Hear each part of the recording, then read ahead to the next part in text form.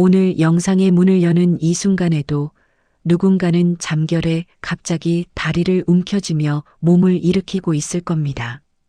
저는 진료실에서 이런 이야기를 수도 없이 들었습니다. 선생님, 자다가 종아리에 쥐가 나서 비명을 질렀어요. 움직일 수도 없고 한밤중에 숨도 제대로 못 쉬겠더라고요. 그런데 대부분의 분들이 이렇게 덧붙입니다. 나이 먹으면 다 그러죠 뭐. 그냥 노화 아니에요? 여기서 제가 꼭 짚고 넘어가고 싶은 게 하나 있습니다. 많은 분들이 자다가 쥐 나는 건 나이 들면 생기는 자연스러운 현상이라고 생각합니다. 하지만 저는 이렇게 말씀드립니다. 그 생각이 여러분의 건강을 가장 먼저 무너뜨립니다. 아직도 다리에 쥐가 났을 때 본능적으로 종아리를 주무르거나 발끝을 당기거나 한참 동안 그냥 아파서 버티고 계신가요? 사실 이 습관 때문에 통증이 더 오래 가고 다음 날까지 근육이 뭉치고 더 자주 쥐가 나는 악순환까지 생깁니다. 여러분이 해온 그 당연한 행동이 오히려 회복을 늦추고 있는 겁니다. 그리고 무엇보다 충격적인 사실이 하나 더 있습니다. 우리가 늘 믿어온 자다가 쥐 나는 건 단순한 노화라는 생각은 의학적으로 보면 절반만 맞는 이야기입니다. 실제로는 심장혈관전해질 불균형 같은 문제의 초기 신호일 수도 있다는 점 많은 분들이 놓치고 있습니다. 특히 다리에 쥐가 자주 나고 통증이 강하고 회복에 시간이 오래 걸릴수록 몸이 보내는 경고는 더 분명해집니다. 이 신호를 무시하면 어떻게 될까요? 그동안 잘 버티던 혈관이 갑자기 무너질 수도 있고 심장의 펌프 기능에 이상이 생겼다는 첫 신호일 수도 있습니다. 그런데 다행히도 여러분이 지금부터 알게 될 한 가지 방법만 제대로 해도 상황은 완전히 달라집니다. 자다가 갑자기 쥐가 올라와 다리를 움직일 수 없는 그 순간 딱 3초 바로 이곳을 누르기만 하면 통증이 순식간에 꺼지는 지점이 있습니다. 많은 분들이 모르고 지나가지만 실제로 병원에서도 응급적으로 쓰는 방법입니다. 어떤 분들은 이게 이렇게 빨리 풀린다고요?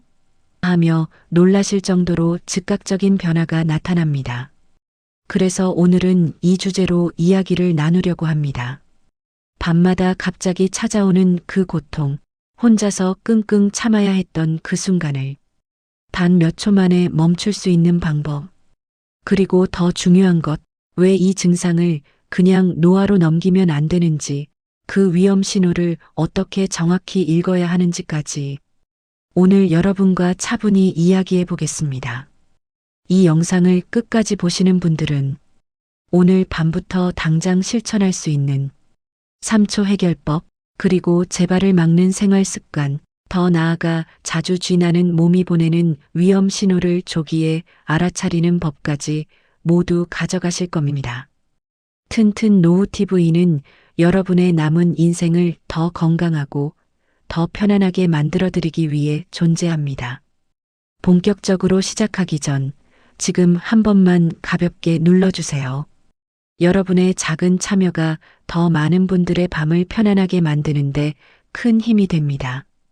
구독과 좋아요 꼭 눌러주세요. 제가 오늘 여러분께 가장 먼저 전하고 싶은 말은 아주 단순합니다. 자다가 쥐가 나는 것은 절대 그냥 넘길 일이 아니다. 이 한 문장을 여러분 마음속에 깊이 새겨두셨으면 합니다. 왜 이렇게 강한 표현으로 시작하느냐고요?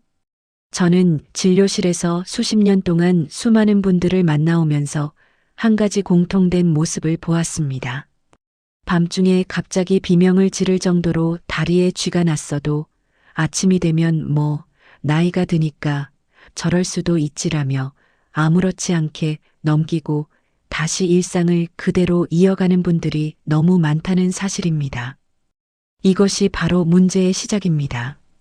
사람들은 대개 쥐가 나는 순간의 고통만 떠올립니다. 종아리를 움켜쥐고 몸을 비틀며 그 짧은 시간을 버티는 것, 그게 전부라고 생각합니다. 하지만 저는 그 순간보다 더 심각한 문제를 말씀드리고 싶습니다. 바로 쥐가 난다는 사실 자체가 몸속에서 어떤 변화가 일어나고 있다는 신호라는 점입니다. 우리는 통증을 사건으로만 바라보려는 경향이 있습니다. 오늘은 우연히 쥐가 났다. 어제는 안 아팠는데 오늘은 왜 이러지? 이런 식으로요. 그러나 인체는 그렇게 단순하게 움직이지 않습니다. 특히 잠을 자는 동안 충분히 편안해야 할 근육이 갑자기 강하게 수축하고 다리를 움직이지 못할 정도로 경련을 일으킨다는 것은 이미 오랜 기간 몸속에 어떤 균형이 흔들리고 있었다는 뜻입니다. 그렇기 때문에 저는 오늘 단호하게 말합니다. 자다가 쥐가 나는 것은 단순한 노화의 결과가 아니라 반드시 점검해야 할 건강 문제의 신호다.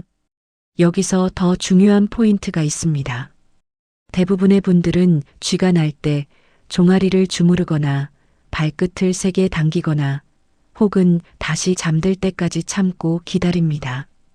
그렇게 하면 그 순간은 지나갈 수 있지만 문제의 뿌리는 그대로 남습니다. 그리고 며칠 뒤 혹은 몇 주 뒤 같은 고통이 다시 찾아옵니다. 점점 더 자주, 더 강하게, 더 오래 지속되는 형태로요. 이 과정을 수없이 보면서 저는 한 가지 결론에 도달했습니다. 쥐가 난다는 것은 근육, 신경, 혈관, 전해질, 이 네 가지 중 적어도 하나 이상이 제 역할을 하지 못하고 있다는 분명한 경고입니다. 경고의 볼륨은 한 번보다 두 번이, 두 번보다 세 번이 더 커집니다. 몸은 절대 무작정 신호를 보내지 않습니다. 특히 잠든 상태에서 쥐가 난다면 그것은 낮 동안 보낸 신호를 여러분이 알아차리지 못했다는 뜻이기도 합니다. 밤에 쥐가 나면 대부분은 이렇게 말합니다. 그 순간만 지나면 되니까 괜찮아요. 그렇지만 저는 그 말 속에 숨어 있는 위험을 누구보다 잘 알고 있습니다.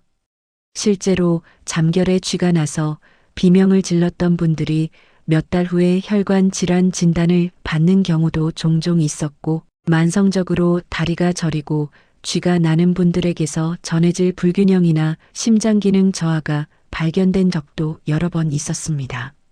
물론 모든 사람이 그렇다는 건 아닙니다. 하지만 문제는 그 위험 신호를 무시하고 그냥 넘어가는 순간 몸은 같은 방식으로 계속해서 여러분에게 말을 걸기 시작한다는 사실입니다. 저는 결국 이 결론을 이야기하고 싶습니다. 우리는 자다가 쥐가 나는 일을 참으면 되는 통증으로 여기며 너무 가볍게 다룹니다. 그리고 바로 그 가벼움이 큰 위험을 부릅니다. 쥐가 난다는 사실 자체를 문제로 인식하지 않으면 그 뒤에 이어질 더 큰 변화도 놓치게 됩니다. 그래서 오늘 제가 전하고 싶은 핵심 주장은 이겁니다. 자다가 쥐가 나는 신호를 결코 가볍게 넘기지 말라. 이는 반드시 다뤄야 할 몸의 비상등이다. 이 말은 오늘 이야기 전체의 뼈대이자 여러분이 절대로 놓쳐선 안 될 첫 메시지입니다. 지금 이 주장을 마음속에 제대로 세우는 것이 앞으로 제가 전해드릴 해결책을 받아들이는 가장 중요한 준비가 될 겁니다. 자다가 쥐가 나는 현상을 절대로 가볍게 볼 수 없는 이유는 이 한 가지 증상 안에 여러 신체 신호가 동시에 얽혀 있기 때문입니다. 저는 진료 현장에서 늘 말씀드립니다. 다리에 쥐가 난다는 건 그 순간 근육만 아픈 것이 아니라 몸 전체의 균형이 흔들렸다는 뜻입니다. 이 말을 이해하시면 왜 제가 앞에서 그렇게 강하게 가볍게 넘기지 말라고 강조했는지 더욱 분명해집니다. 사람들은 흔히 쥐가 나는 원인을 단순히 근육 피로로만 생각합니다. 하지만 실제로는 근육 하나만의 문제가 아니라 수분 전해질 신경혈액 순환 호르몬 변화 같은 다양한 요소가 동시에 어긋날 때 나타나는 복합적인 결과입니다. 특히 잠든 동안에는 의식적으로 몸을 움직일 수 없기 때문에 미세한 불균형이 생기기만 해도 그 영향이 즉시 근육의 급격한 수축으로 나타나게 됩니다.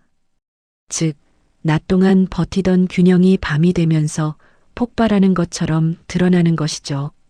문제가 되는 이유는 또 하나 있습니다. 쥐가 나는 부위가 대부분 종아리나 발이라는 점입니다. 이곳은 우리 몸에서 피가 가장 끝까지 흘러야 도달하는 말초 부위입니다. 혈관이 조금만 약해져도 혈액 속 미네랄 농도가 조금만 흔들려도 가장 먼저 변화가 드러나는 곳이 바로 이런 말초 근육입니다. 그래서 저는 쥐를 단순한 근육 경련으로만 보지 않습니다. 몸 전체를 비추는 작은 경고등이라고 봅니다. 여기에 더해서 잠든 상태라는 점이 중요합니다.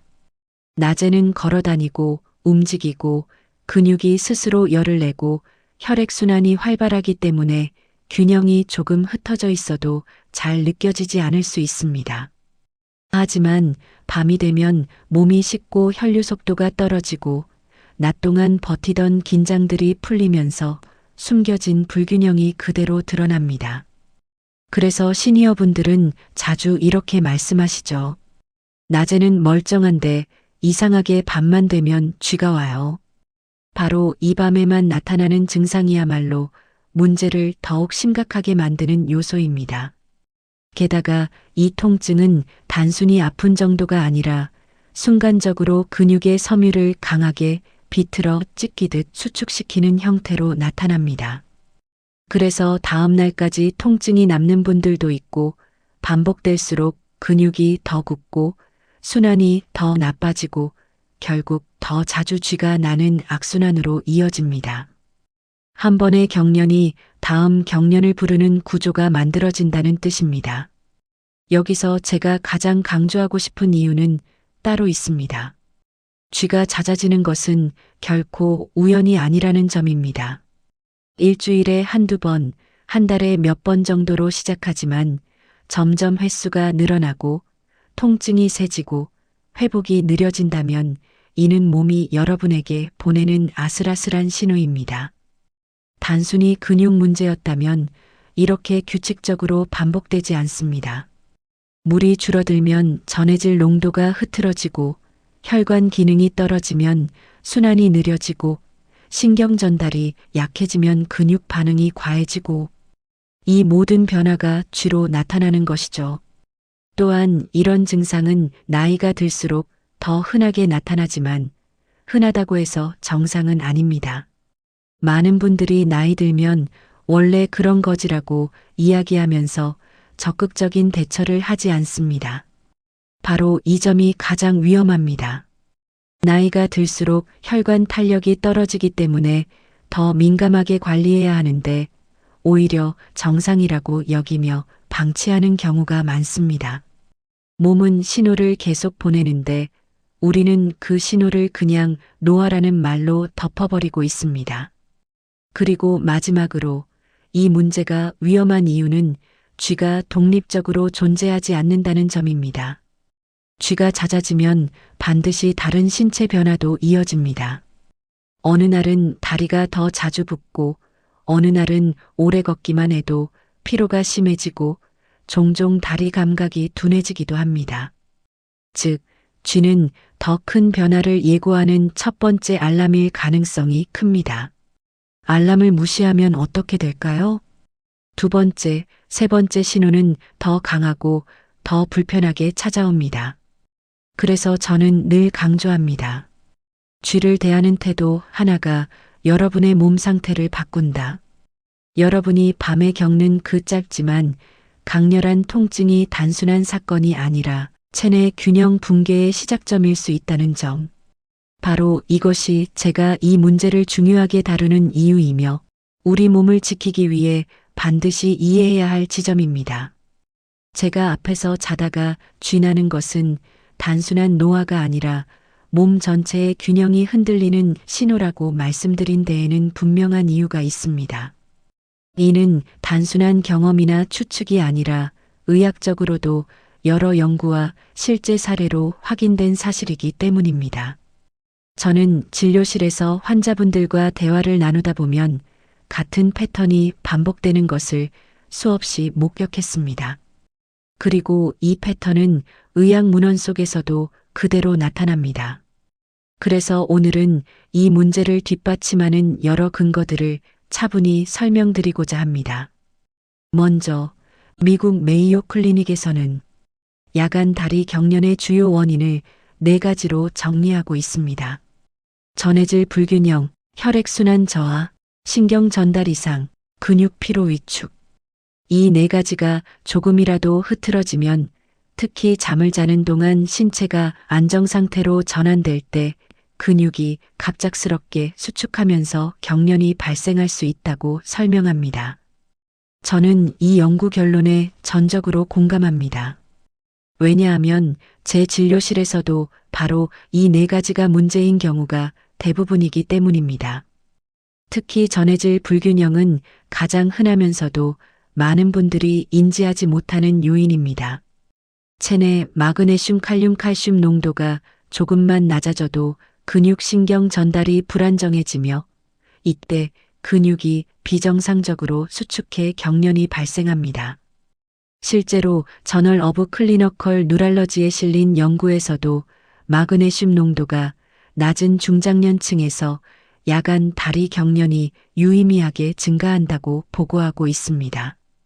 또한 물을 충분히 마시지 않는 시니어층에서 탈수 상태가 만성적으로 이어지면 혈액 속 전해질 농도 변화가 반복적으로 일어나면서 쥐가 더 자주 발생합니다. 두 번째 근거는 혈관 기능 변화입니다. 우리 다리, 특히 종아리 근육은 심장에서 가장 먼 곳에 위치해 있기 때문에 순환이 조금만 나빠져도 가장 먼저 영향을 받습니다. 실제로 서큐얼레이션 리서치 학술지에서는 말초 혈액순환 장애 초기 환자들이 야간 다리 경련을 호소하는 비율이 정상군보다 3배 높다고 밝혔습니다. 저는 이러한 연구가 매우 현실적이라고 느낍니다. 왜냐하면 진료실에서 요즘 다리가 자주 붓고 무겁다고 호소하던 분들이 어느 순간 자다가 갑자기 쥐가 났다고 이야기하는 경우가 많기 때문입니다. 즉, 혈관 기능 저하는 야간 경련의 중요한 배경이 됩니다. 세 번째 근거는 신경계의 변화입니다.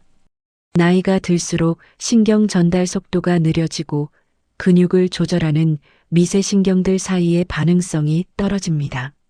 문제가 되는 점은 이 신경의 느려짐이 오히려 과한 수축을 유발하기도 한다는 것입니다.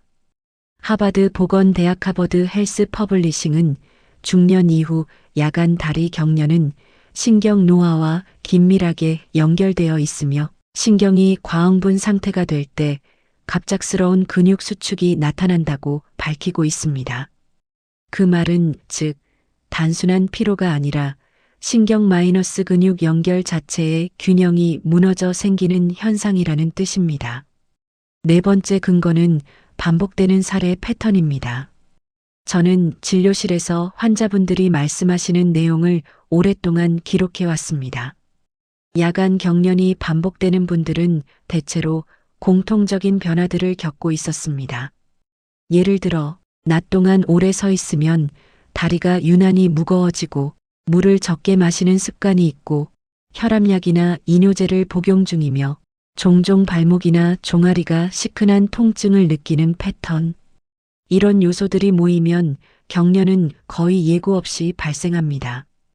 의학적 근거와 현실 사례가 일치하는 대표적인 모습입니다. 마지막으로 하나 더 말씀드리고 싶은 근거가 있습니다. 반복되는 경련은 결코 우연이 아니다라는 사실입니다. 캐나다의 한 대규모 조사에서는 야간 다리 경련이 한 달에 3회 이상 발생하는 사람은 1년 내 혈관 문제 검사에서 이상 소견이 나타날 확률이 2.5배 증가한다고 발표했습니다. 제가 환자들에게 늘 말씀드리는 것도 바로 이 부분입니다. 쥐는 그냥 쥐로 끝나지 않으며 몸 안에 더 큰 변화를 예고하는 알림일 수 있다는 점입니다. 이 모든 자료와 사례를 종합하면 결론은 분명합니다. 쥐가 난다는 것은 단순히 근육이 놀란 것이 아니라 몸이 스스로 균형을 잡지 못하고 있다는 명백한 증거입니다. 그리고 그 균형이 무너지는 순간이 잠든 시간에 가장 자주 드러나는 이유도 충분히 설명됩니다. 즉, 쥐는 몸이 보내는 첫 번째 신호이고 우리는 그 신호를 근거, 기반으로 해석해야 합니다. 분들이 이렇게 말합니다. 쥐는 누구나 나는데 굳이 큰 문제처럼 생각해야 하나요? 또 어떤 분들은 물 좀 마시면 해결된다던데요? 혹은 주물러주면 금방 나아지니까 그냥 지나가도 괜찮지 않나요? 라고 이야기합니다. 이런 질문은 진료실에서도 자주 나오는 오해이기 때문에 오늘 이 자리에서 분명하게 정리해드리고 싶습니다. 먼저, 모든 쥐가 심각한 질환을 의미하는 것은 맞지 않습니다. 그러나 중요한 점은 따로 있습니다. 쥐가 자주, 반복적으로 예측하기 힘든 순간에 발생한다면 그것은 몸이 보내는 신호이며 그 신호를 단순히 노하니까 그렇지라고 넘기면 문제를 키우게 됩니다. 특히 시니어분들은 전해질 농도 변화나 혈관 기능 저하가 조금만 생겨도 근육 경련이 쉽게 나타나기 때문에 같은 쥐라 하더라도 그 빈도와 강도, 회복 속도가 매우 중요한 판단 기준이 됩니다. 그리고 물을 많이 마시면 된다는 말도 절반만 맞는 이야기입니다. 물은 전해질을 지켜주는 기반이 되지만 물만으로는 부족한 경우가 훨씬 많습니다. 실제로 제가 만나본 많은 분들이 물을 충분히 마셔도 밤에 쥐가 나곤 했습니다. 왜냐하면 근육 경련은 단순히 수분 부족으로만 생기지 않기 때문입니다. 신경 전달, 혈관 순환, 근육 피로, 영양 균형이 동시에 맞아떨어져야 비로소 경련이 줄어듭니다. 또한 주무르면 풀리니까 괜찮다는 생각도 오래된 오해입니다. 주무르는 것은 통증을 완화시키는데 도움이 될 수 있지만 문제는 경련이 일어나는 순간에 근육 수축을 제대로 풀어주지 못한다는 점입니다. 그래서 주무른 뒤 다시 잠들었는데 몇 분 후 혹은 다음날 새벽에 또 쥐가 나는 경우가 많습니다. 이는 문제의 뿌리를 해결하지 못한 상태에서 표면적인 통증만 달랜 것이기 때문이죠. 여기서 제가 꼭 강조하고 싶은 것이 있습니다. 사람들은 대부분 경련이 일어나는 순간을 놓칩니다. 경련은 갑자기 오기 때문에 공포처럼 느껴지지만 사실 그 순간 근육은 하나의 일정한 패턴으로 수축하고 있습니다. 즉, 근육이 꼬여 들어가는 방향이 있고 그 방향을 정확히 반대로 풀어주면 경련은 순식간에 멈춘다는 것입니다. 이 원리를 이해하면 고통을 참으며 몇십 초, 몇 분씩 버틸 이유가 전혀 없습니다. 많은 분들이 그렇게 쉽게 풀린다고요? 라고 묻습니다. 저는 진료실에서 직접 보여드립니다. 경련이 일어나는 순간 종아리 근육이 어느 방향으로 말려 들어가는지 파악하고 그 힘을 정확히 반대로 되돌려주면 3초도 걸리지 않아 통증이 사라집니다. 이 원리는 근육의 구조와 신경의 반응 방식에서 나온 매우 기본적인 의학적 법칙입니다. 경락이나 경혈의 개념을 떠올리시는 분도 계시지만 사실 더 단순합니다. 근육이 쓸려 들어가는 힘을 원래 자리로 되돌려 놓는 것, 즉 수축의 방향을 반대로 풀어주는 것입니다. 이 단순한 원리를 알게 되는 순간 그동안 여러분이 주무르며 버텼던 수십 초의 고통이 사실은 필요 없는 과정이었다는 것을 깨닫게 됩니다. 여기에서 또 한 가지 오해를 풀고 싶습니다. 그런 요령이 있으면 어디선가 다 알려졌을 텐데 왜 처음 듣나요? 이 질문을 하시는 분이 매우 많습니다. 그 이유는 간단합니다. 대부분의 사람들은 경련이 일어나는 순간 움직일 수 없다고 느끼기 때문에 어떤 기술이 가능하다는 생각 자체를 못합니다. 하지만 실제로는 통증이 가장 심한 그 순간에만 정확한 포인트를 잡아주면 근육은 즉시 이완됩니다. 이건 힘을 주는 것이 아니라 힘을 흐트러뜨리는 방식입니다. 그리고 또 하나, 발끝을 당기면 된다고 하던데요? 라는 질문도 많습니다. 발끝을 당기는 방법은 일부 상황에선 통할 수 있지만 대부분의 야간 경련에서는 오히려 통증을 더 강하게 만들기도 합니다. 왜냐하면 경련 방향과 반대로 당겨야 하는데 사람마다 경련이 일어나는 근육 위치, 방향, 수축 패턴이 모두 다르기 때문입니다. 즉, 한 가지 동작으로 모든 사람에게 통하는 만능법은 없다는 뜻입니다. 그래서 정확한 원리를 알고 움직여야 합니다. 이제 여러분은 아마 이렇게 궁금하실 겁니다. 그럼 도대체 어디를, 어떻게 해야 3초 만에 멈출 수 있나요? 바로 이것이 다음 단계에서 제가 설명드릴 핵심입니다. 지금까지의 설명은 모두 그 기술을 이해하기 위한 배경이었고, 이제부터는 누구나 따라 할 수 있는 정확한 방법을 알려드릴 차례입니다. 이제 여러분이 가장 궁금해하셨던 부분을 말씀드리겠습니다. 바로 쥐가 났을 때 3초 만에 통증을 멈추는 방법, 그동안 고통 속에서 발을 굳게 쥐고 버티던 그 시간을 단숨에 끝낼 수 있는 실제적인 해결법입니다. 이 방법의 핵심은 단순합니다. 경련이 일어나는 근육이 어떤 방향으로 당겨지고 있는지 정확히 파악하고 그 반대 방향으로 근육을 되돌려주는 것. 즉, 무너진 근육의 균형을 원래 자리로 돌려놓는 것이 3초 해결법의 출발점입니다. 먼저 쥐가 나는 순간을 떠올려 보세요. 종아리가 딱딱하게 돌처럼 뭉치며 위쪽으로 끌어올려지듯 수축되는 느낌이 옵니다. 이때 사람들은 대부분 종아리를 주무르거나 발끝을 무조건 당깁니다. 하지만 이렇게 해도 통증이 즉시 멈추지 않는 이유는 근육이 꼬여 들어가는 실제 방향을 모르고 있기 때문입니다. 쥐는 대부분 종아리 뒤쪽의 비복근과 가자미근이 위로 말려 올라가는 방향으로 일어납니다. 따라서 이 수축을 끊는 가장 빠른 방법은 바로 발목을 아래로 눌러주는 동작을 만들어서 근육의 말림을 반대로 펴주는 것입니다. 쉽게 말하면 쥐가 위로 말려 올라가니까 내가 그 힘을 아래로 되돌리는 겁니다. 방법을 차근히 설명드리겠습니다. 딱 3초 해결법 실제 동작. 발끝을 아래로 지그시 눌러줍니다. 힘을 너무 세게 주지 말고 근육이 펼쳐진다고 느껴질 만큼만 천천히 눌러주세요. 이때 손바닥으로 종아리의 단단한 부분을 살짝 눌러주며 방향을 확인합니다. 종아리가 위쪽으로 당겨져 있으면 손으로 아래쪽 방향으로 편안하게 이완시키듯 밀어주면 됩니다. 이 동작을 3초 정도 유지합니다.